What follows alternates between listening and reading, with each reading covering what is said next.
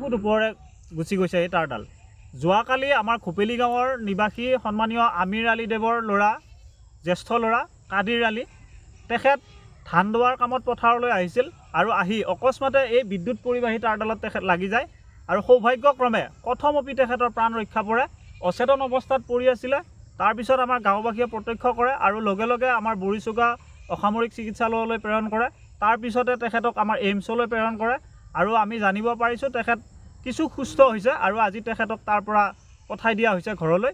আমি আমাৰ বিদ্যুৎ বিভাগক আমি বিনম্ৰতাৰে সৈতে অনুৰোধ কেইবাবাৰো জনাইছোঁ আৰু আজি আপোনাৰ মাধ্যমৰ জৰিয়তে এই মুহূৰ্ততো তেখেতসকলক অনুৰোধ জনাম, খুব কম সময়ৰ ভিতৰত যাতে এই ব্যৱস্থাটো, এই মৰণ ফানখন যাতে তেখেতসকলে খুব কম সময়ৰ ভিতৰত ঠিক কৰি আমাৰ ৰাইজক উপকৃত কৰে।